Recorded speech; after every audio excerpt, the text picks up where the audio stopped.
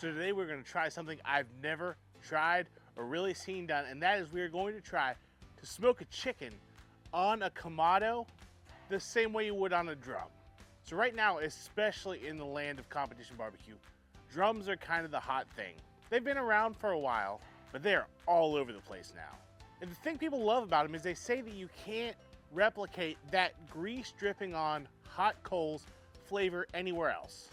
Now, when you hear people talk about drums, you'll hear them talk about the height, the distance from the meat to the coals, because it has to be far enough away that you're not direct grilling it and giving that protein time to smoke.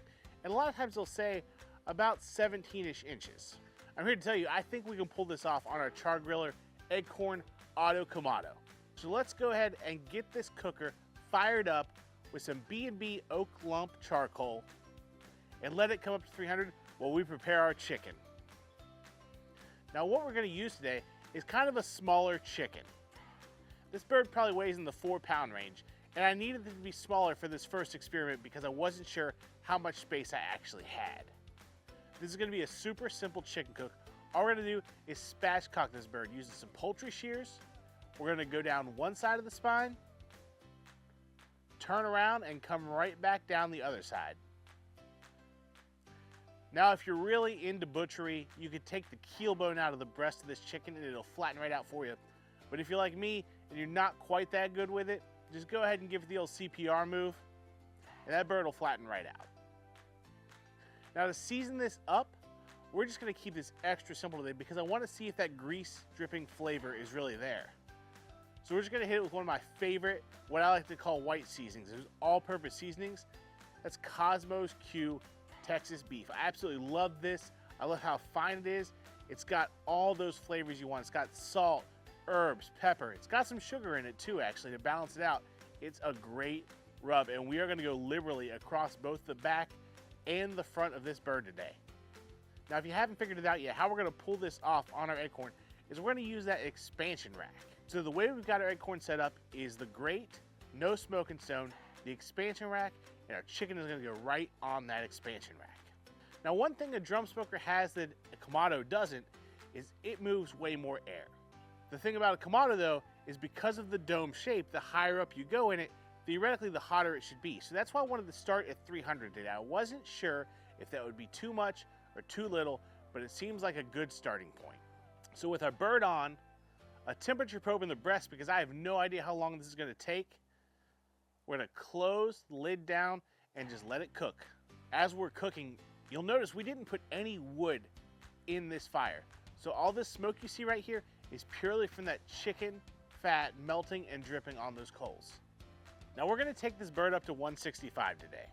If you wanted to stop it before that, you absolutely can. But for safety's sake, 165, all bacteria is dead, so we're going to 165 today. But at about 110 degrees, I want to stop and take a look at what this bird is doing.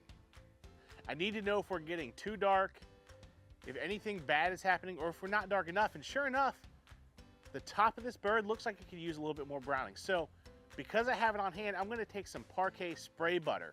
It's basically just an oil. You could use any oil to do this and coat that top of the bird to help brown it up. Now also what I'm going to do is go ahead and flip it over so that skin side is facing right at the hot coals.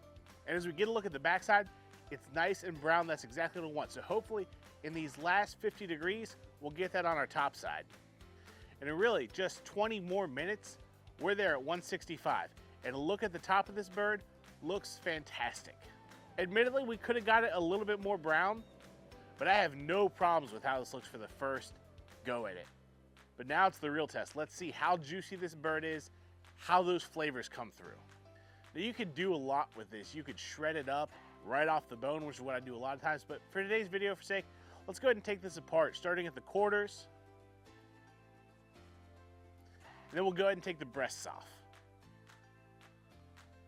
And this bird is crazy juicy. The fat render of the fat under the skin and everything is so good. Nothing left to do but try it. This bird definitely has a great flavor to it. It is different than a smoked bird and different than grilled chicken. There's definitely a unique charcoal flavor here. If I had one thing I would change, when I flipped the bird over, I would probably go ahead and take it down to the main grate to really try to put some color and crisp on that skin. That being said, I'll definitely do that in the future and let you know how it goes. I love how versatile a Kamado really is. People try to put it in a corner, but it's really only limited by your imagination. And it's so easy to run. Now, if you want to see one of my favorite things to do on the Kamado, meet me over here. Let's go make some burn-ins.